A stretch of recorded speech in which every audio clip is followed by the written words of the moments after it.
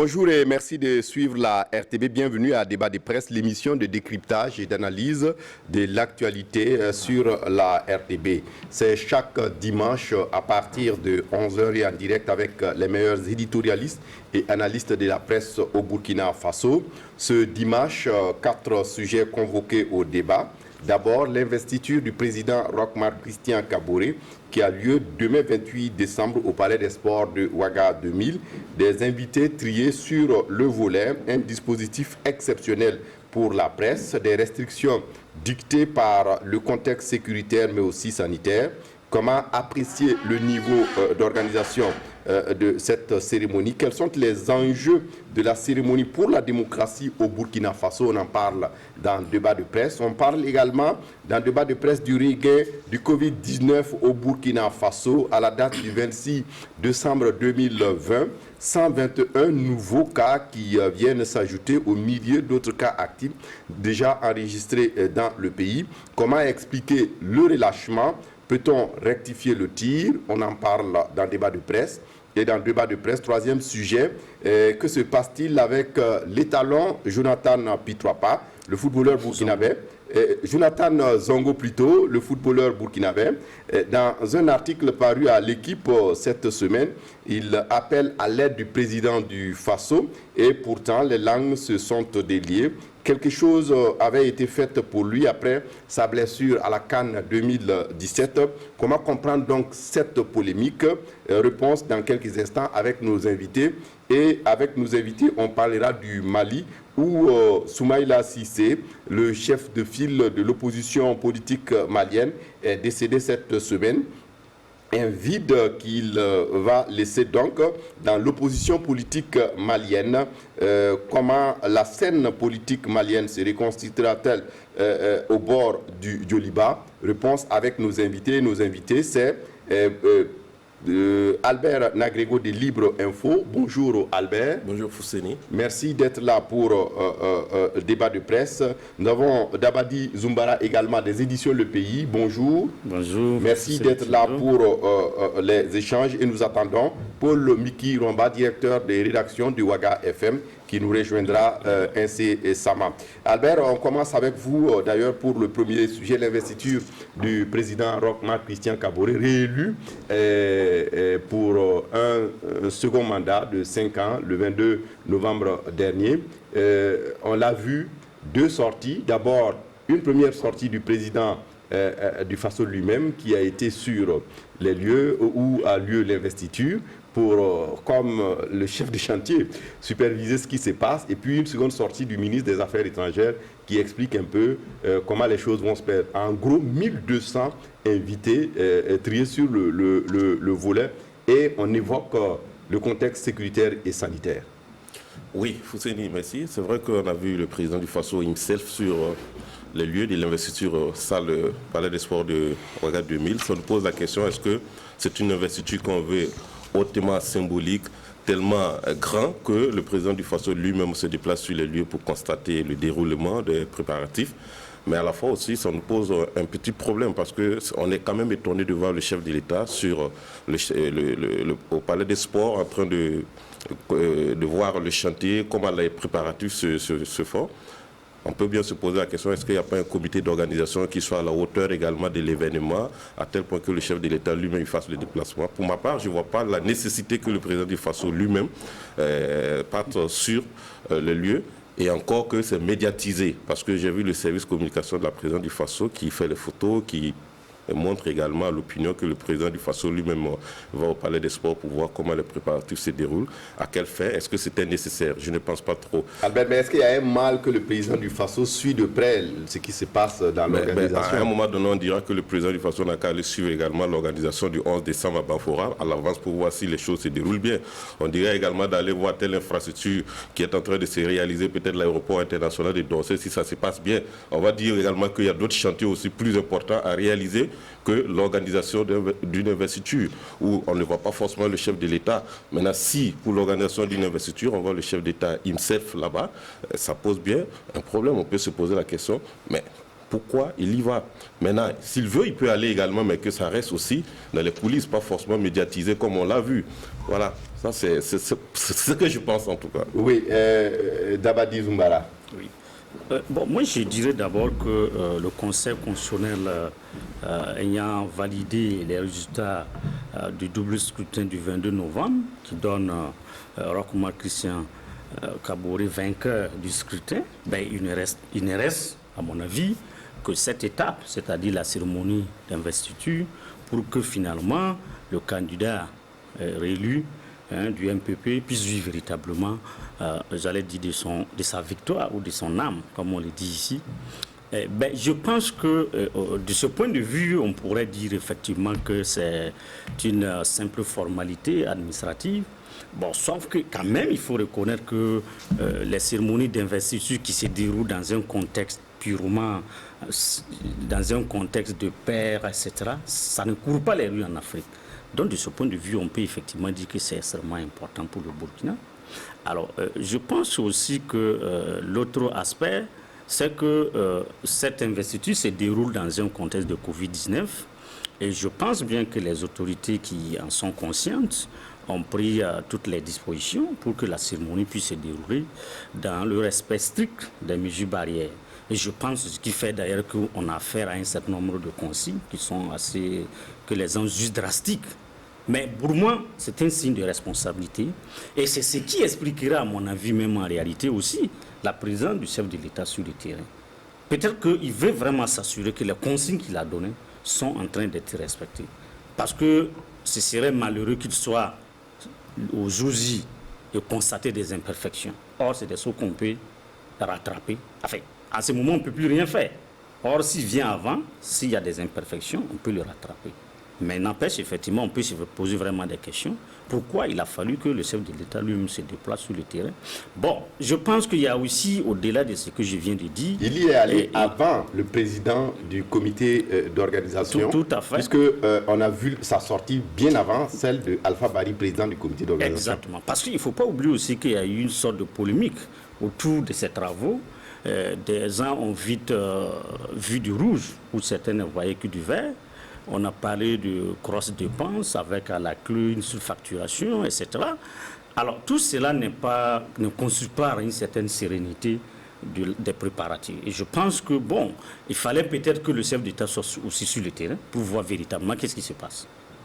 Voilà, parce que c'est ça. Est-ce qu'on est allé au-delà de ce qui a été prévu pour qu'on parle de grosses dépenses, ou etc., etc. Donc, je pense qu'il y avait également cet aspect. Et à ce niveau, d'ailleurs, je pense qu'il faudrait effectivement c'est vrai que Alpha Bari a fait une sortie sur la question et a fait comprendre qu'il n'y a pas de grosses dépenses qui ont été faites. Mais je pense qu'il faudrait qu'on aille plus loin. Parce que quand on jette effectivement des choses comme ça peut ternir quand même l'image l'image du pays. Voilà. Donc je pense que si vraiment c'est avéré, il faut le déplorer. Mais si ce n'est pas le cas aussi, il faut demander effectivement qu'il y ait la transparence, la transparence. D'abord aux auteurs de ces allégations de savoir raison garder, comme je l'ai dit, parce qu'il y va quand même de l'image du Burkina Faso. Voilà. Mais au-delà, je pense qu'après la cérémonie, ce serait bien pour que ça soit clair dans les esprits, qu'un bilan exhaustif soit dressé pour que finalement on puisse savoir véritablement ce qui s'est passé. Alors l'autre aspect qu'on peut souligner, c'est que les présidents qui ont été annoncés ne viendront pas célébrer les funérailles de la démocratie comme ils l'ont fait dans certains pays, mais ils seront là plutôt pour célébrer la démocratie et apprécier le savoir-faire des Burkinabés en matière électorale. Car à mon avis, quoi que l'on dise, il faut dire que le Burkina aura donné une leçon de démocratie à travers l'organisation, j'allais dire, pacifique de ces élections.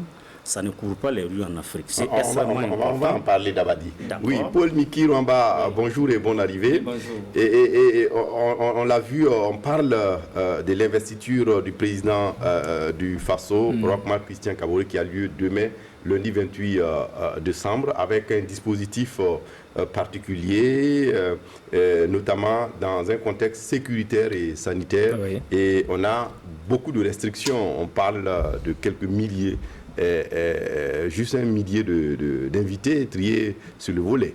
Oui, 1200, c'est ce qu'a annoncé le ministre des Affaires étrangères, qui est le président du comité d'organisation. Un maximum de 1200 personnes donc, dans la cuvette du Palais des Sports qui peut en contenir 5000.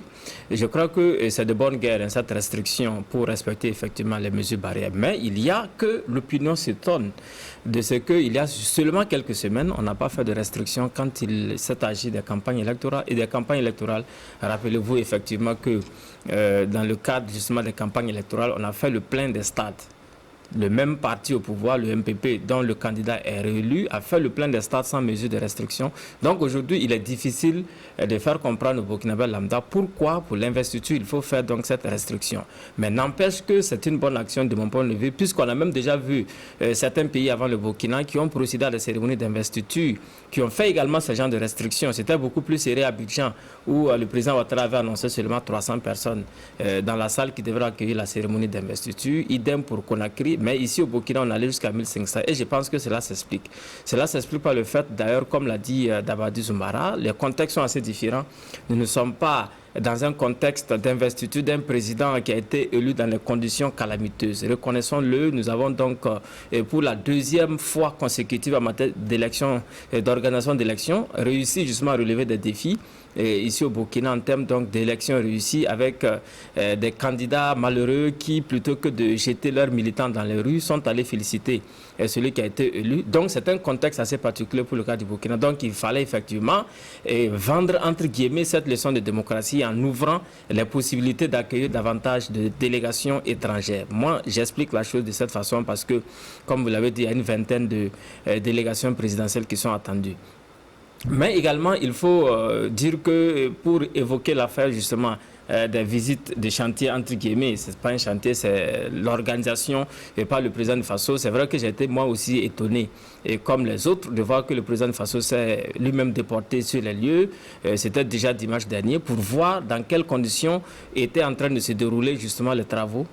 Ce n'est pas un palais d'espoir qui est en train d'être construit, mais c'est une salle qu'on aménage pour une cérémonie d'investiture. Donc, on s'est posé la question de savoir si c'est un manque de confiance au comité d'organisation à qui la tâche a été bien évidemment confiée, ou bien le président de Faso estime que la cérémonie d'investiture est extrêmement importante, bien plus que d'autres chantiers que l'on aurait pu le voir visiter. Notamment, Albert a pris certains exemples ici, on a des grands chantiers sur Burkina. Donc, autant de questions que l'on se pose. Maintenant, le troisième aspect que je voudrais évoquer par rapport à cette cérémonie, c'est qu'on risque d'oublier qu'il s'agit d'un acte plutôt juridique, prestation de serment d'un président élu devant le Conseil constitutionnel. Ce sont les Africains qui ont décidé justement d'en faire une cérémonie grandiose. On n'en voit pas pareil partout. C'est vrai qu'en Afrique, c'est une tradition que d'en faire une cérémonie grandiose, mais le principal, c'est l'acte juridique qu'il va poser justement, prêtant serment devant justement le Conseil constitutionnel, les juges du Conseil constitutionnel, et en s'engageant dans un nouveau contrat social avec les Burkinabés pour justement améliorer leur quotidien. C'est ce qui est le plus important. Donc ça même, ça pouvait se faire dans un cadre, j'allais dire, beaucoup plus restreint que ce que l'on est en train de voir. On n'avait pas forcément besoin d'ailleurs d'un palais des sports, ça pouvait se passer dans une salle, ou même, pourquoi pas même dans une salle d'audience au Conseil constitutionnel. Mais comme on a voulu la cérémonie grandiose, eh bien on y va, et c'est un peu comme copier ce qui s'est déjà passé ailleurs, parce que quel est le chef d'État africain qui, élu dans les conditions normales, ne voudrait pas que son investiture soit vécue par ses pairs chefs d'État africains. Je pense que c'est ce qui a fait qu'on a ouvert la chose et que l'on a donc décidé d'accueillir un certain nombre de personnalités étrangères. Mais moi, personnellement, ça me pose un problème d'opportunité d'un tel acte avec une telle envergure, parce que le plus important, c'est la cérémonie. L'a dit, oui. Ici, il s'agit de célébrer la démocratie, et la démocratie burkinabé qui de plus en plus montre parfois aussi le modèle à certaines personnes. Oui, et je l'ai dit aussi, je suis d'accord avec Dabadi quand il dit que le cas du Burkina est particulier, et je crois que c'est effectivement c'est ça. Mais on n'avait pas besoin, c'est ce que je pense, d'une telle cérémonie pour vendre entre guillemets cette démocratie ou la célébrer. Surtout que nous sommes dans un contexte assez particulier, marqué justement par cette histoire de coronavirus. C'est vrai qu'on aurait donc pu profiter pour faire beaucoup plus de restrictions. Cela n'empêcherait pas à l'opinion publique internationale d'en apprendre, si vous voulez, de notre démocratie, et qui est en tout cas à un certain niveau que l'on peut apprécier. Oui. Mais bon, ça n'enlève rien justement d'essentiel dans l'acte juridique que cela pose. Effectivement, parce que bon, on a vu même que cela a créé un certain nombre de frustrations avec notamment les hommes de médias qui risquent de ne pas avoir accès à la cuvette. Oui. Albert, pour vous, cette cérémonie, elle est simplement juridique. Elle ne revêt pas d'autres symboliques qu'on puisse voir, notamment peut-être célébrer la démocratie, montrer aussi que quelque part, il y a des modèles identificatoires. Oui, en fait, je ne suis pas contre le fait que Dabadi dise que c'est aussi célébrer la démocratie. Mais la démocratie au Burkina, actuellement, est-ce qu'on est à l'heure de la célébration? Parce que pour moi, ce qui est idéal dans la célébration d'une démocratie, c'est la vitalité des institutions, que ça marche très bien. Et c'est le rendez-vous qu'on attend de voir avec le président Kaboré à son investiture. Est-ce que ce qu'il va annoncer comme engagement ou des axes qu'il va proposer pour le quinquennat à venir, est-ce que véritablement les institutions, la vitalité de ces institutions, l'indépendance de ces institutions, est-ce que seront au rendez-vous? C'est le plus important. Et donc, nous attendons la plus belle cérémonie, c'est ce qui va ressortir de son discours et ce qui suivra également comme mise en œuvre, comme acte également de son discours. Sinon, le reste, que la cérémonie se tienne à Kosiam dans une salle de 300-400 places, que la cérémonie se tienne au Conseil constitutionnel également, il n'y a pas de problème. Ici, c'est juste qu'une formalité pour célébrer une victoire entre amis avec ce grand nombre. Sinon, moi je pense que pour l'investiture, on n'a pas forcément besoin de ce nombre-là. Tant que Dabadi déjà évoquait le fait que des gens trouvent une surfacturation, ce ne serait pas mauvais aujourd'hui de dire que pour des problèmes de budget ou bien pour des contraintes budgétaires, on est obligé de tenir la chose de la simple façon pour éviter qu'on ajoute encore des dépenses à d'autres dépenses. Mais quand cela ne tienne, on attend de voir, c'est quand même un événement, ça n'arrive que peut-être une fois sur 5 ans. Donc si le pouvoir aujourd'hui peut l'organiser, tant mieux. Maintenant, on peut aussi se poser la question pourquoi la commission d'organisation est passée entre les mains du ministre des Affaires étrangères et au lieu que ce soit également politique. C'est une autre question également qui reste posée aussi. Mais je pense que pour ma part, je me dis qu'à ce niveau, il y a quelque chose aussi qui ne tourne pas rond. Oui. Dabadi, réaction? Non, moi je pense qu'il faut voir la chose sur plusieurs dimensions. Parce qu'on l'a dit ici, nous ne sommes pas ailleurs dans certains pays où effectivement c'est du folklore, c'est même, j'allais dire, une honte d'assister à l'investiture de certains chefs d'État. Ici, c'est tout à fait le contraire. Mais l'autre aspect, c'est que quand on regarde la liste quand même des présidents qui ont été annoncés, je pense qu'il y a quand même lieu de reconnaître qu'on ne peut pas faire l'économie de certains travaux. Il faut le reconnaître, il faut qu'on soit aussi, j'allais dire, juste. Parce que si on reçoit un certain nombre d'invités, il faut faire en sorte que ces invités soient quand même dans de bonnes conditions. Quand je dis bonnes conditions, c'est compris tout, c'est-à-dire question sécuritaire. Sur le plan, il faut tenir compte aussi du fait que nous sommes dans un contexte de Covid. Et je pense que ceux qui ont assisté à la clôture de la dernière édition du FESPACO comprendront, j'allais dire, le souci de nos autorités de relooker cette salle. J'avoue que moi, personnellement, en tant que Burkinabé, j'avais honte parce que rien n'allait en termes d'abord de son, etc. Tout simplement parce qu'il n'y a pas eu de relooking en ce qui concerne la salle. Et j'ai vu comment le chef de l'État était mal à l'aise parce qu'il était assis avec certains de ses homologues, notamment celui du Mali, et puis aussi Paul Kagame, vous vous rappelez très bien. Donc je pense que c'est pour éviter tout ça qu'on a dit il faut mettre les bouchées doubles pour que tout se passe de façon correcte. On ne peut pas comprendre qu'un pays qui a réussi à organiser des élections transparentes et dans tout cas un climat serein ne puisse pas organiser une bonne cérémonie d'investiture. Je pense que c'est ça aussi. C'est vrai, on peut discuter par rapport à ce qu'on pourrait y mettre comme moyen. Chacun peut apprécier ça positivement ou négativement selon effectivement les priorités du moment. On peut dire est-ce qu'au regard de tel ou tel aspect, est-ce que c'était nécessaire?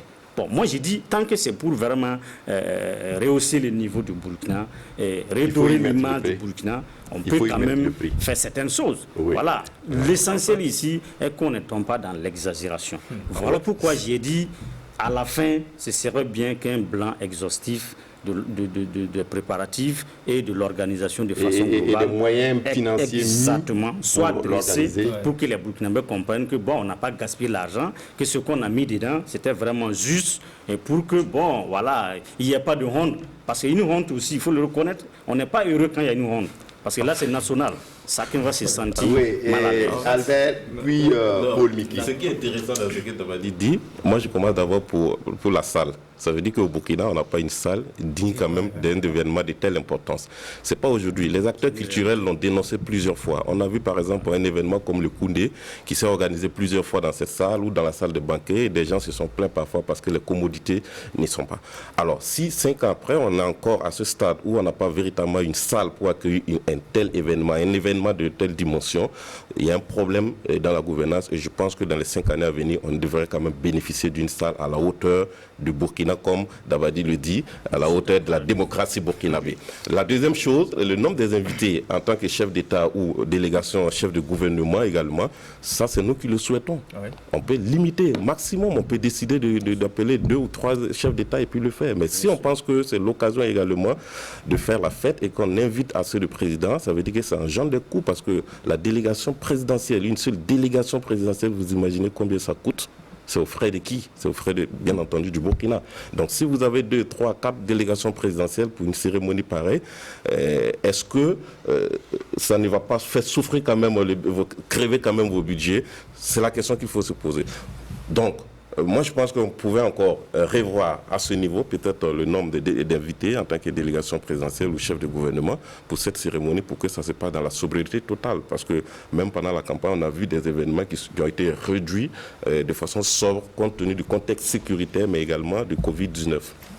Oui, je voudrais dire exactement ce qu'Albert a dit. Effectivement, c'est le Burkina qui a fait l'option d'élargir son assiette d'invités. Donc ça, c'est peut-être ça, hein, c'est une option qu'on a faite. C'est tellement qu'on a voulu les choses beaucoup plus grandioses. En même temps, on le veut sobre parce qu'il y a effectivement cette affaire de Covid-19 et ça donne ce qu'on est en train de voir ici. Plusieurs délégations invitées, on dit on limite à 1200. Finalement, ce sont les Burkinabés, électeurs du président Kaboré, qui vont certainement être privés justement d'avoir accès à cette salle.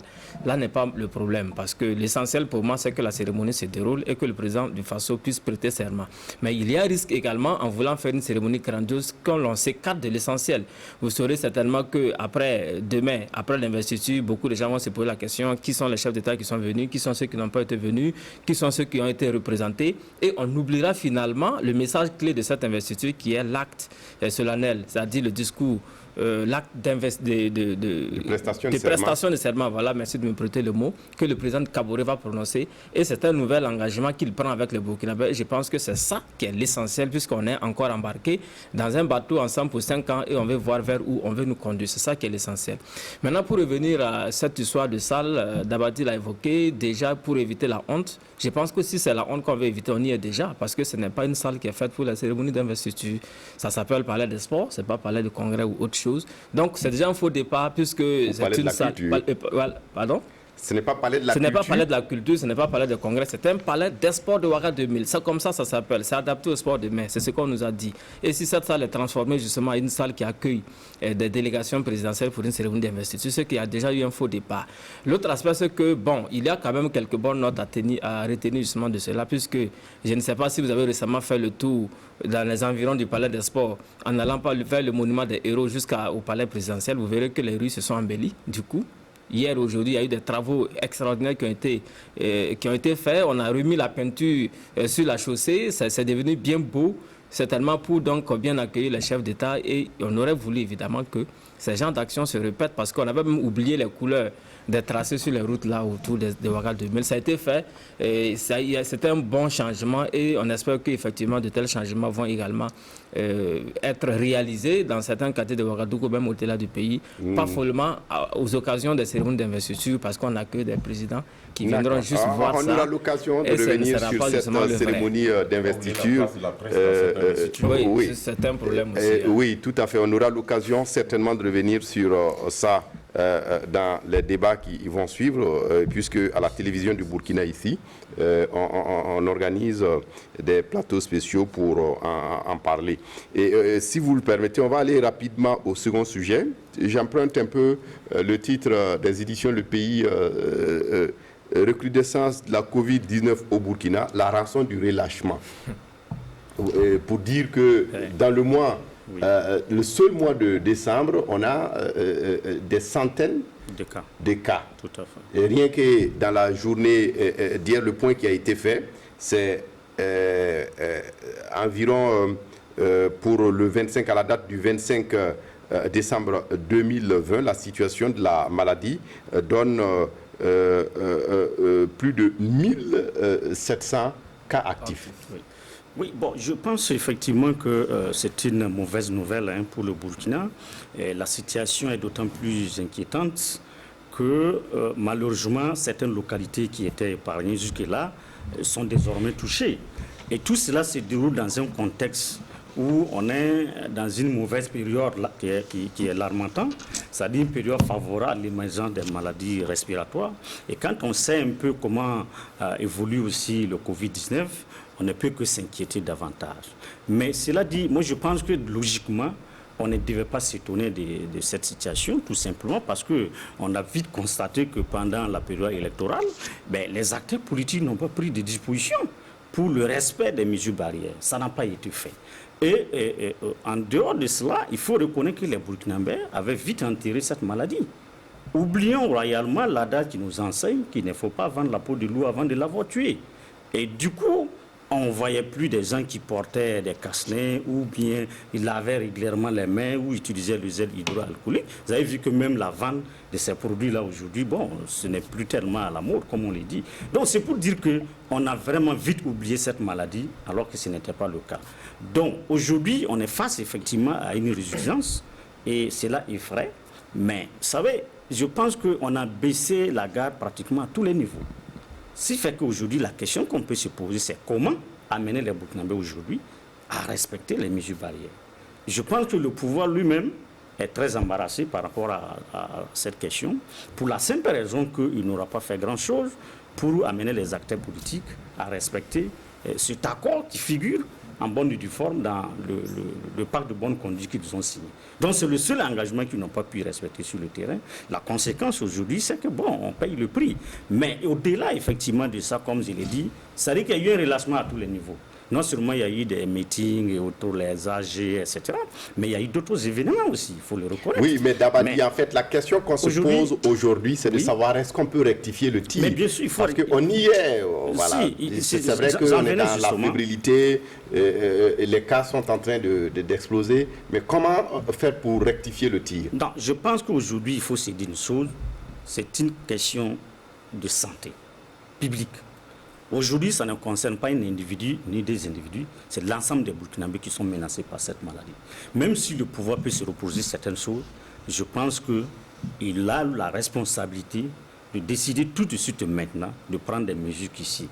C'est vrai que ça ne va pas être facile parce qu'on connaît un peu la mentalité des Burkinabés, on sait comment ils sont aptes à critiquer, comment l'incivisme aujourd'hui a gagné tellement tous les milieux, ce qui fait qu'aujourd'hui, lorsque vous décrétez une mesure, bon, ce n'est pas bien suivi. Mais je pense qu'aujourd'hui, on n'a pas le choix que d'aller dans ce sens. La preuve, dans tous les cas, le Burkina ne serait pas le seul pays à le faire. D'autres pays l'ont fait avant nous, même le Mali à côté a pris des mesures.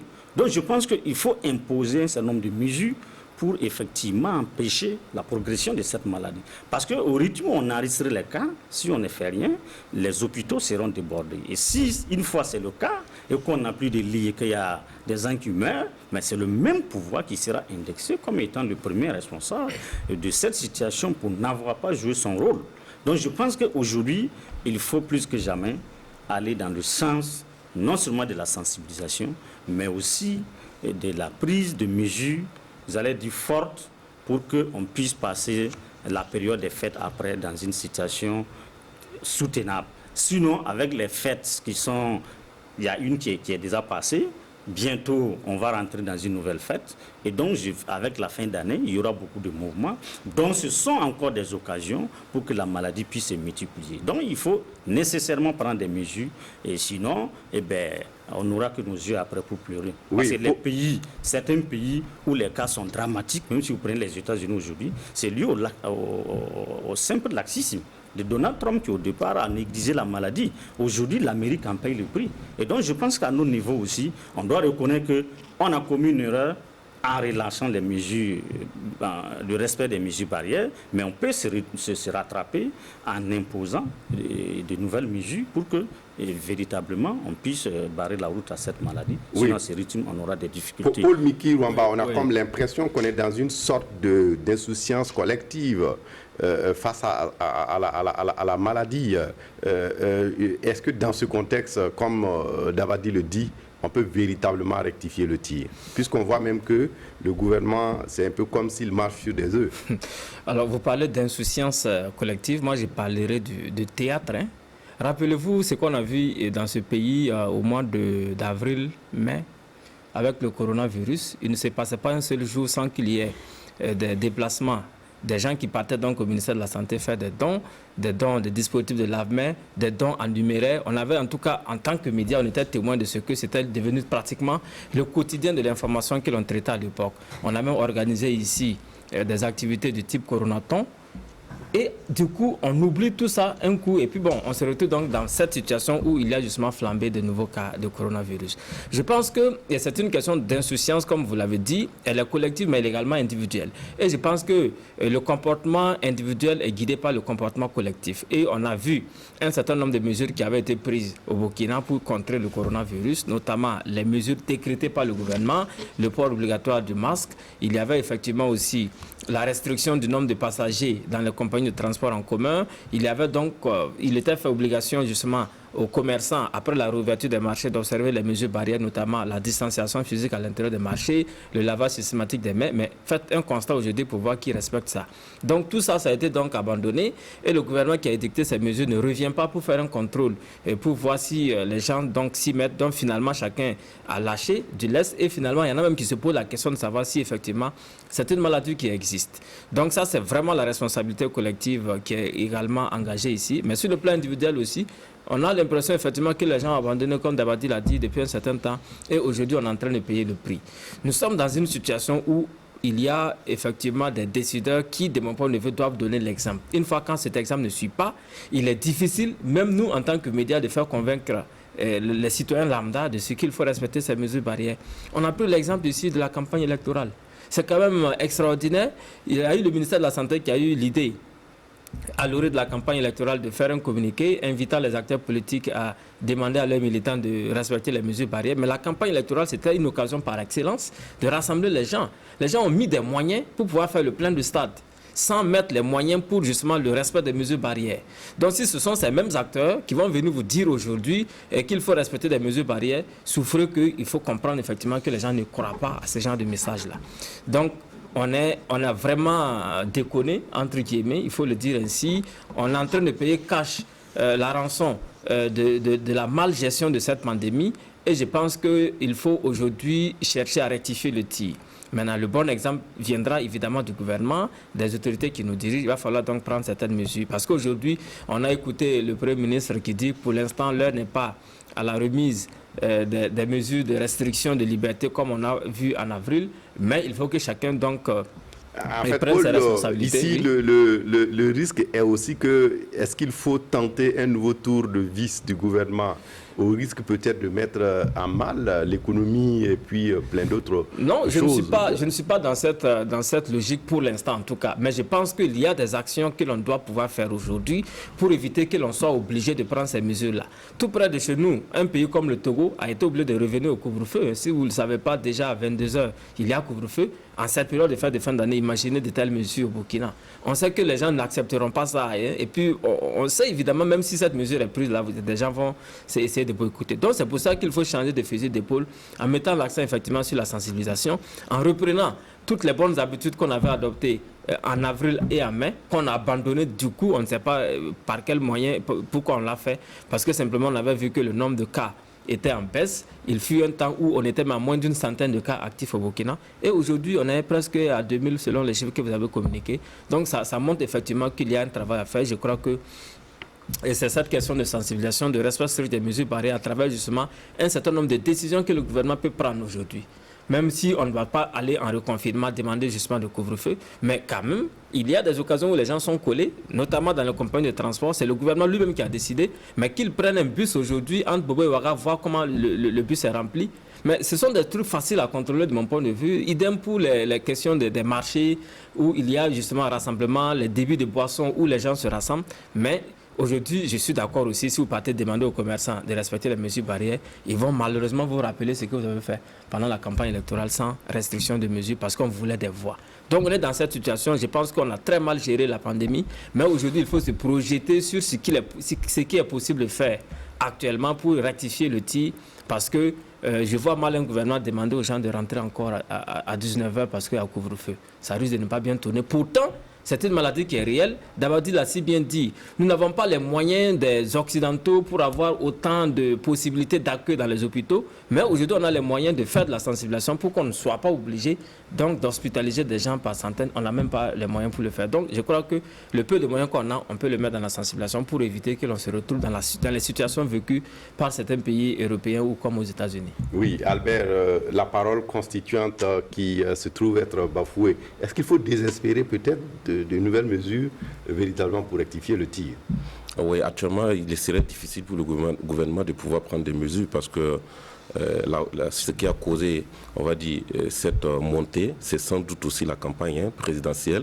On n'a pas vu forcément le gouvernement annoncer des mesures vis-à-vis des candidats ou bien aux populations avant d'entrer dans la campagne.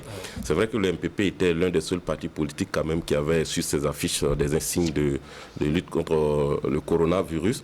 On avait quand même des symboles qui étaient là, mais dans les meetings, est-ce que ça a été véritablement respecté? Pas sûr.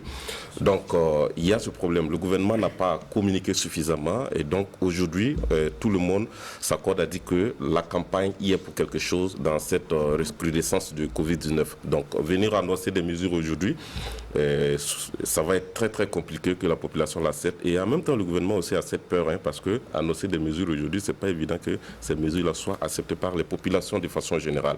L'autre chose aussi, c'est de travailler à convaincre les populations. Ça, c'est un véritable travail de communication, que la maladie existe et que la maladie aussi a une capacité de nuisance aussi importante. C'est vrai que d'aucuns vous diront qu'il y a des maladies plus sérieuses que le coronavirus ou il y a des mots au Burkina ici qui tuent, qui déciment plus que le coronavirus. Mais il ne faut pas oublier que c'est une affaire mondiale. La pandémie, on dit c'est bien une pandémie. Et donc quand ça devient une pandémie, il y a des implications, il y a des enjeux très importants. Un pays comme la France aujourd'hui, vous pensez que la France va lutter ou les États-Unis vont lutter contre le coronavirus à un moment donné quand ils sauront qu'ils ont atteint un niveau acceptable, ils vont vous imposer des conditions de voyage ici avec des règles parce que si vous avez un seul cas sur votre territoire, vous allez voir comment on va vous mépriser.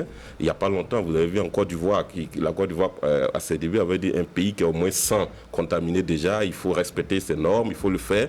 Et quand Ebola était arrivé en Guinée, on a vu la Côte d'Ivoire immédiatement qui a fermé ses frontières de façon unilatérale avec la Guinée. Donc, quand c'est un phénomène mondial, il ne faut pas vouloir mesurer ça avec des problèmes qui sont, certes, des problèmes aussi cruciaux, mais qui sont d'ordre national. Il faut voir le problème également au niveau mondial. Parce que si on baisse et que les autres pays arrivent à soigner ou à lutter contre la maladie, ils atteignent un certain niveau et que nous sommes encore dans une situation où nous sommes dans le pic, on va nous imposer ou on va nous créer un isolement qui ne dit pas son nom. Vous avez vu que le Burkina a commencé aussi à faire payer les voyageurs le test à 50 000 francs. C'était quand même le seul pays, pour ne pas dire l'un des rares pays de la sous-région qui faisait le test gratuitement pour les voyageurs, ce qui était bien apprécié ailleurs. Mais aujourd'hui, le gouvernement est obligé de faire payer également les voyageurs. Et l'autre chose, on a l'impression que la lutte aussi est laissée entre les mains des partenaires. Quand je dis partenaires, c'est l'Union européenne, c'est l'Organisation mondiale de la santé, et c'est l'UNICEF, c'est d'autres partenaires techniques encore et financiers qui apportent leur soutien dans cette lutte, mais le gouvernement est quand même en retrait. Est-ce que c'est le fait que nous sommes dans une situation actuellement, on va dire jaune, parce qu'on attend l'investiture du président qui va peut-être former un gouvernement et annoncer des mesures plus importantes, parce que c'est une période aussi de, on va dire, en griffe de relâchement, parce que les ministères, ça ne fonctionne pas à 100 à l'heure comme peut-être en temps normal, avec cette période d'investiture qu'on attend, peut-être avec une nouvelle équipe aussi.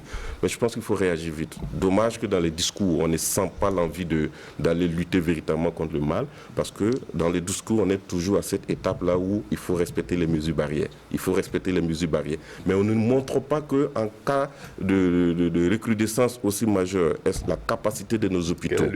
Quel est le dispositif? Est-ce que les médecins aujourd'hui sont véritablement aguerris avec l'expérience qu'on a vu en griffe avec la première vague, ou bien on va continuer dans le tâtonnement? Parce que le rapport parlementaire a montré qu'il y a eu du tâtonnement dans cette première vague-là. Alors que nous sommes en train d'aller dans une situation qui risque d'être encore pire que la première vague. Est-ce que ces tâtonnements sont corrigés?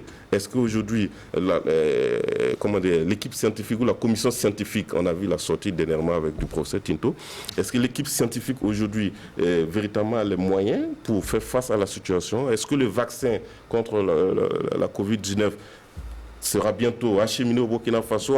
Ce sont ces solutions, ces réponses-là. On veut des réponses à ces questions, mais pas nous dire, répéter chaque fois, respecter les mesures barrières, porter les masques, se laver les mains, tousser dans les coudes.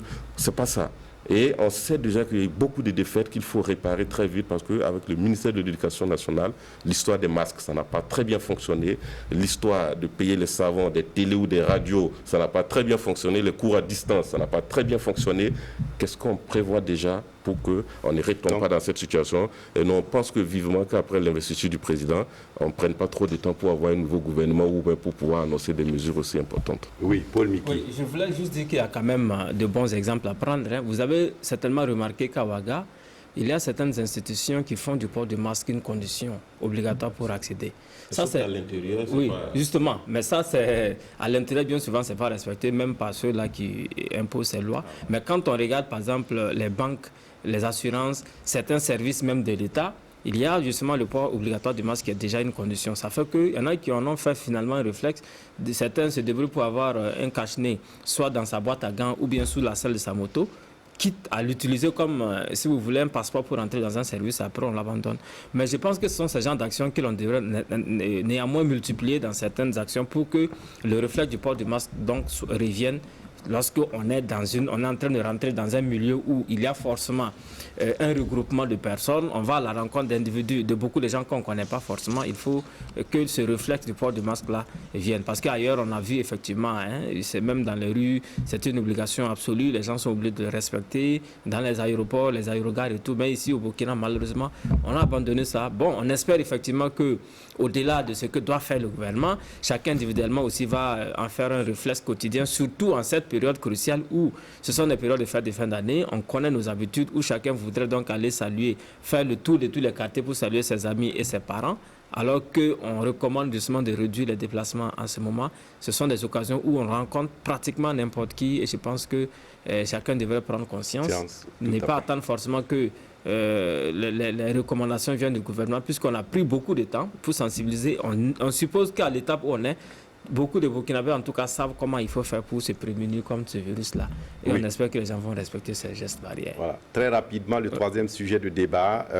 On a vu cette semaine un article du journal français L'Équipe où le footballeur Jonathan Zongo, blessé à la CAN 2017, je crois, qui appelait à l'aide du président du Faso. Et quand on lit l'article, on a comme l'impression que des promesses lui avaient été faites et n'ont pas été tenues. Il a fallu, après, des sorties d'autres footballeurs, anciens étalons, pour qu'on comprenne que quelque chose a été fait, même si véritablement la situation n'est pas à la hauteur de ce que le joueur a souhaité. Et est-ce qu'on avait besoin, Albert Nagrego, de toute cette polémique? Parce qu'on l'a vu, le joueur lui-même a tenté de vouloir calmer la situation dans une vidéo qui circule sur les réseaux sociaux. Bon, moi, en fait, ce qui me posait problème, c'est l'authenticité de l'article et le genre journalistique d'ailleurs. Est-ce que c'est vraiment les propos du joueur? Mais quand on voit également la sortie du joueur, je pense qu'il ne dément pas formellement, il ne dément pas de façon truc ce qui a été dit. L'article cite le joueur lui-même, il cite également un ami du joueur. Voilà pourquoi je dis ça. Donc, la Modeste Mbambi. Voilà pourquoi je dis ça. Ça aurait été peut-être un entretien avec le joueur. Tout de suite, on fait la part des choses, c'est clair, on sait que c'est en main. Les trucs coupés, pour moi, j'avais des doutes. Maintenant, quand le joueur lui-même il parle et puis il ne met pas en cause, n'y a pas de problème. On peut en avoir. Mais j'ai compris également que dans cette affaire, le joueur a bénéficié du soutien, il a été traité et à un moment donné, il est guéri et il a même repris, je pense, sa carrière footballistique. Ça, j'ai dû lire ça quelque part, je ne sais pas si c'est vérifié. Alors, si c'est le cas, moi je suppose que la responsabilité de la fédération burkinabé et encore le président du Faso n'est plus engagé dans cette affaire. Parce qu'il est blessé dans un match de CAN, il représentait le pays. Après ça, des soins ont été faits, il est guéri, il reprend sa carrière. S'il y a rechute dans une nouvelle carrière, en ce moment, il faut que le joueur se dise que là, c'est ma responsabilité. Peut-être c'est mon nouveau club qui doit me prendre en charge. Mais s'il était resté de la CAN jusqu'à ces jours sur le lit de l'hôpital, moi je peux comprendre que la responsabilité de la fédération ou encore que les promesses du président du Faso soient engagées dans cette affaire. Qu'à cela ne tienne, ça montre encore à nouveau le problème de nos vedettes ou de nos stars, l'encadrement qui manque parce qu'aujourd'hui ce ne serait pas le joueur qui serait en train de répondre à l'opinion, mais on aurait vu un staff solidement constitué autour d'une carrière, d'un monsieur qui a une carrière quand même internationale, qui aujourd'hui nous apporte des réponses, nous apporte des éléments de précision très clairs sur cette affaire, qui nous montre que c'est quand même un staff qui gère sa santé, sa carrière, tout ce qui va avec le joueur. Mais c'est dommage que c'est le joueur aujourd'hui, c'est sa parole contre la parole d'un journaliste, c'est sa parole contre la parole d'un chef d'État, c'est sa parole contre la parole de son club, et qui finalement nous amène aujourd'hui à se poser des questions. Est-ce que véritablement, qu'est-ce qu'il faut faire de la carrière de nos footballeurs? Mais je pense qu'il y a un problème qui est là, et donc il faut réorganiser les choses, soit professionnel du côté du joueur, mais également que le joueur accepte aussi de nous dire que véritablement le travail est fait, parce qu'on a vu ses confrères qui sont sortis très vite pour reconnaître les efforts qui ont été faits. Et donc, moi, c'était la seule préoccupation. Est-ce qu'il a pu reprendre sa carrière footballistique après la CAN ou il n'a pas pu? Il est resté avec sa blessure jusqu'au jour. Je cite le journal, l'équipe, l'article qui dit, où Jonathan Zongo dit, c'est l'article qui dit, aujourd'hui, je ne peux pas marcher sans douleur et je peine à monter des escaliers. Dit l'article, annonce Jonathan de sa voix douce, sans colère ni amertume. Donc ça veut dire qu'il ressent toujours des séquelles de cette blessure. Donc il n'est pas guéri, Paul. Mais il n'est pas guéri. Je suis d'accord avec vous. Il y a un problème. Peut-être qu'il n'a même pas fini sa guérison ou bien son traitement avant de reprendre la carrière. Mais moi, ma question, c'est est-ce qu'il a repris la carrière après sa blessure à la CAN? C'est tout. Sinon, on a vu des joueurs qui se blessent en club, ils sont soignés. 2 mois après avoir repris, ou 3 mois encore, ils rechutent. Et encore, ainsi de suite, ils finissent dans une carrière un peu difficile avec des blessures. C'est tout. Moi, ici, la responsabilité, c'est qu'on fait savoir que le chef de l'État n'a pas respecté sa promesse. On nous dit que la fédération burkinabé ne joue pas son rôle, sa responsabilité dans cette affaire. Eh bien, est-ce que véritablement le chef de l'État a fait sa promesse? Est-ce que la fédération a fait? Est-ce qu'il a été guéri, sorti, reprendre sa carrière et que sa blessure est intervenue dans la reprise de sa carrière? C'est la seule question que moi je me pose. Si c'est le cas, je me dis que non, aujourd'hui on ne peut pas en vouloir à la FBF ou au chef de l'État peut-être. Oui, oui, je pense effectivement que tout ça c'est déplorable, il faut le dire, c'est déplorable parce que lorsque on voit cette façon de communiquer, on peut vraiment se poser des questions. D'abord, quel est l'objectif visé? Aujourd'hui, c'est parce que le joueur il est dans des difficultés qu'on communique de cette manière. Au départ, on a fait croire effectivement qu'il y a eu un appel auquel le chef de l'État n'avait pas répondu. Or, il s'est avéré que ce n'est pas le cas. Le chef de l'État a apporté une contribution importante d'ailleurs. Certains ont avancé des chiffres que le joueur lui-même n'a pas démenti. Il a juste dit que c'est dans un cadre super privé et qu'il ne voudrait pas donner le montant. Ça veut dire effectivement que l'aide lui a été apportée par le chef de l'État. Et ça, déjà, je pense que c'est quelque chose qu'il faut saluer. Et même ce qui écoeure certains de ses amis, Dabadi, notamment Aristide Bansé, il estime que le joueur n'a pas joué franc jeu avec eux. Parce qu'eux, ils en ont parlé, ils ont porté l'affaire à des sommets. Et finalement, quand il a reçu l'aide, il ne souhaitait pas forcément qu'on leur dise le montant, mais qu'on leur dise au moins que quelque chose a été fait pour que on soit reconnaissant à qui de droit, comme on est en Afrique. Oui, exactement. Je pense effectivement que le vœu même de Bansé, c'était ça. Parce qu'il a dit que c'est eux qui ont vraiment travaillé, même par rapport à ses primes. Il a fallu que les joueurs, ses collègues se battent pour qu'ils puissent en avoir, parce que comme il n'a pas pu terminer la compétition. Mais je pense que, c'est comme je l'ai dit, je trouve qu'il y a un problème ici.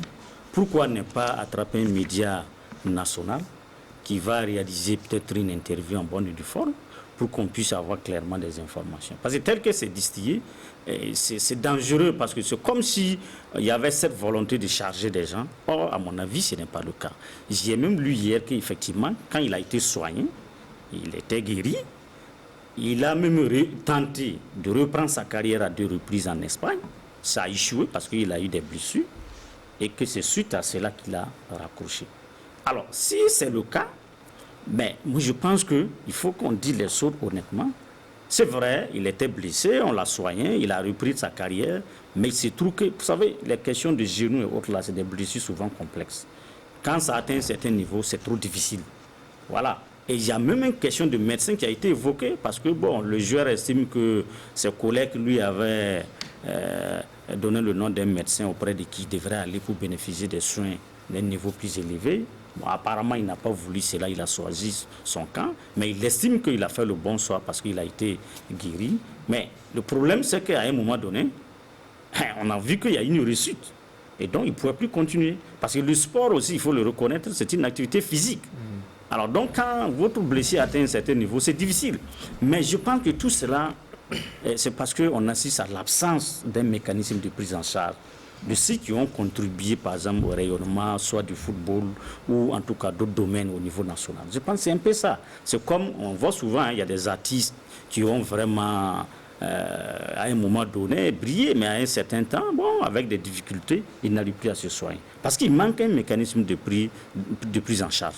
Je pense que ce problème-là, il faut arriver à le régler. C'est vrai que, bon, individuellement, chacun doit préparer quand même ses vieux jours, comme on l'a dit. Mais n'empêche que lorsqu'on est quand même engagé dans une cause nationale, je pense qu'il y a lieu qu'on ait un mécanisme qui puisse répondre lorsque nos capacités sont dépassées. Parce que ce n'est pas n'importe qui peut enlever 50 millions, 60 millions pour se soigner, par exemple.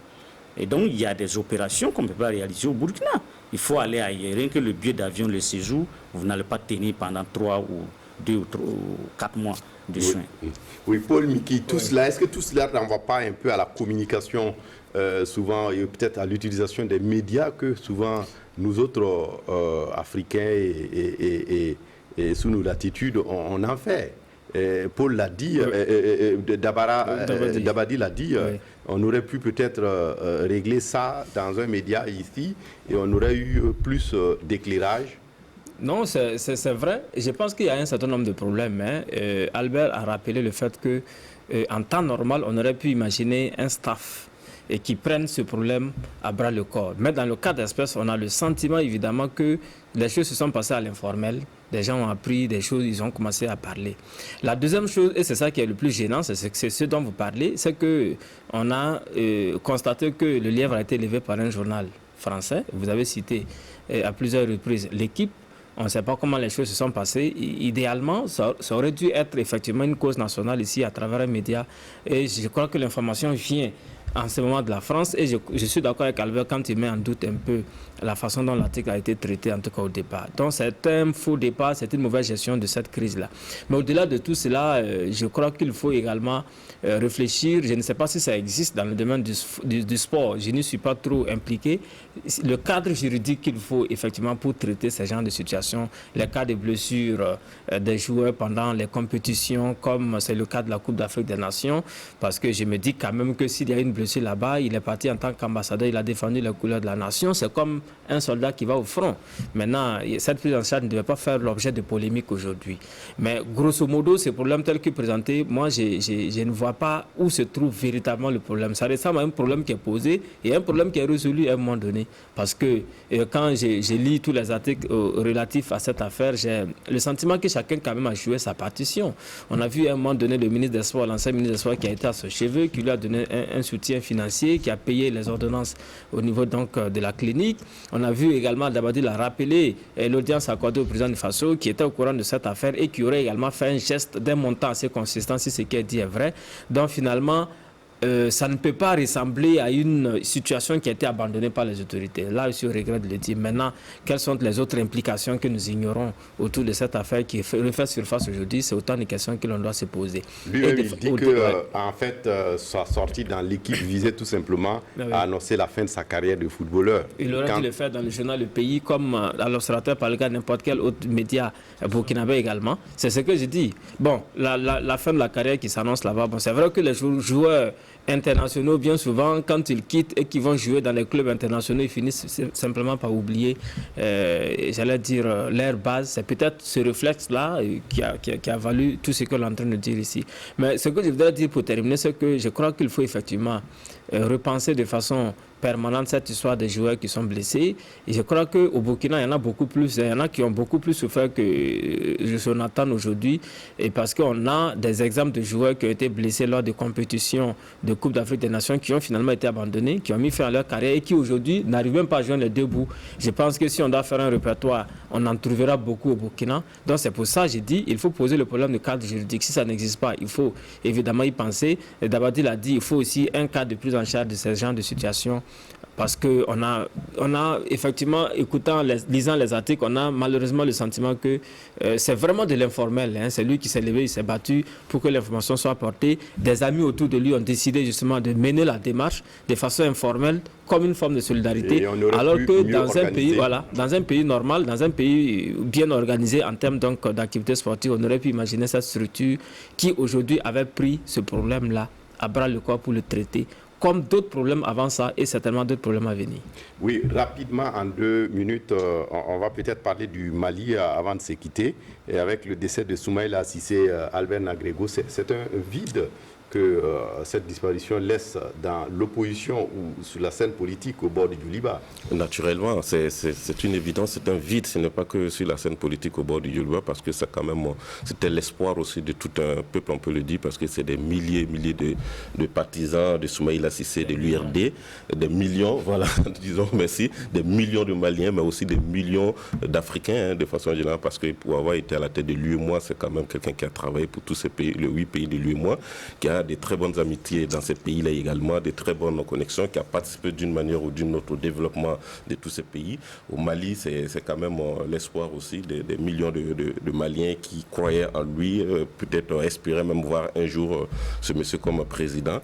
Mais en plus de cela aussi, c'est une classe politique désormais qui reste véritablement à refaire parce qu'avec sa détention entre les mains des terroristes à l'époque, on avait dit que ça contribuait à donner la force au M5, au M5 de pouvoir manifester contre Ibrahim Boubacar Keïta parce que véritablement la classe politique ne jouait pas son rôle et c'était quasi inexistante.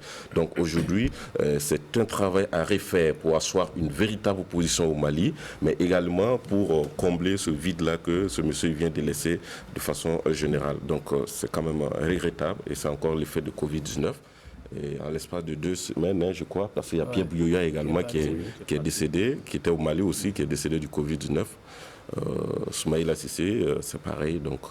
Oui, Paul, en 30 secondes. Oui, je pense que le Mali a perdu ici un homme d'État. Le Mali a perdu un futur président parce que, tel que la situation se présentait, il était bien parti pour remporter les élections qui allaient intervenir à la fin de la transition parce que, quand on regarde un peu la classe politique, c'est la figure qui se dégageait du lot, évidemment parlant des acteurs politiques non engagés dans la transition en cours. C'est vraiment regrettable ce qui est arrivé, mais bon, c'est un cas de décès, on dira cas de force majeure. À l'époque, il était entre les mains des ravisseurs. Là aussi, c'était autre chose, hein, parce qu'on s'est battu. On se rappelle effectivement la diplomatie souterraine qui a prévalu à sa libération. Ça montre jusqu'à quel point c'était une personnalité assez importante au pays. C'est vraiment dommage pour le Mali qui perd un homme.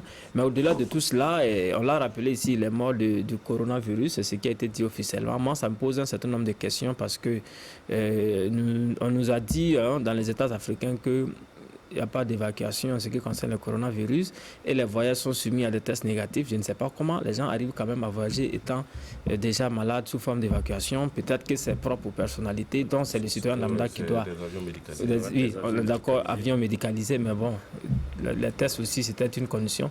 Mais c'est vraiment dommage, c'est un cas de décès, besoin de trop polémiquer là-dessus. Il s'en est allé. C'est une grosse perte pour l'Afrique quand on sait qu'il a été justement jusqu'à un certain niveau ici à Ouagadougou pendant plusieurs années à la tête de la commission de la CEDEAO, ensuite chef de file de l'opposition malienne pendant un certain nombre d'années. Et puis il était un leader charismatique de la classe politique malienne. C'est vraiment un grand regret. Je crois que la classe politique gagnerait justement à se réorganiser pour combler ce grand vide laissé par Soumaïla Cissé. Oui, et comment se réorganiser, Dabadi? Oui, comment se organiser au sein de son parti, ça ne sera pas chose aisée, il faut le reconnaître, parce que quand même, au regard du charisme de l'intéressé, ce n'est pas évident de pouvoir le remplacer dans les jours qui viennent. Ça va prendre du temps, peut-être qu'on ne pourra même pas, peut-être que son parti, en tout cas, va visiter pendant un bout de temps. Parce qu'on a vu, lorsqu'il avait été pris en otage, on a vu que son parti n'arrivait plus, même s'il participait aux différentes rencontres, marches et autres. Mais on a vu que son parti n'était plus dynamique que par le passé. Donc c'est pour dire que la réorganisation ne sera pas chose aisée. Mais au-delà de son parti qui est orphelin aujourd'hui de son leader, je pense que Soumaïla Cissé va manquer à la classe politique malienne dans son ensemble. Je suis d'autant plus fondé à le penser que sa disparition intervient dans un contexte où le Mali est en train d'écrire une nouvelle part de son histoire. Et au regard de l'expérience de ce monsieur en sa qualité de chef de file de l'opposition, c'est clair que sa disparition va rebattre les cartes politiques sur le circuit national, va rebattre les cartes politiques. Et je pense qu'il aurait pu, s'il continuait de vivre, il aurait pu apporter une grande contribution pour la construction d'un Mali nouveau, comme on l'a dit. Effectivement, pour lui qu'il a dit, il y a beaucoup effectivement qui le voyaient déjà comme le futur président du Mali, mais tout laisse croire qu'il était écrit quelque part, que Soumaïla Cissé ne serait jamais le président au Mali, parce qu'il a eu des occasions de le devenir, malheureusement ça n'a jamais marché, et cette fois-ci il tire véritablement. Et le sort en a également décidé autrement. Donc c'est pour dire que... Exactement. C'est avec l'insécurité et le terrorisme. Exactement. Lui qui a passé 6 mois. Donc sa contribution était vraiment attendue, surtout après sa libération. On se rappelle que le Mali a vraiment payé le plus fort pour le libérer. Voir une telle personnalité disparaître au bout de quelques mois, c'est vraiment triste. Mais merci. Bon, c'est le sort qui en a décidé, on n'y peut rien. Il appartient à son parti au Mali de s'organiser autrement et de pouvoir capitaliser au moins l'héritage qu'il a laissé et faire en sorte que cet héritage ne soit pas vandalisé. Merci à tous les trois d'être venus. Paul Mikirwamba est de Ouaga FM, Albert Rangego est de Libre Info et Dabadi Zumbara est des éditions Le Pays. Merci à vous également pour votre attention à cette émission. À dimanche prochain pour un autre débat de presse. Au revoir et à bientôt.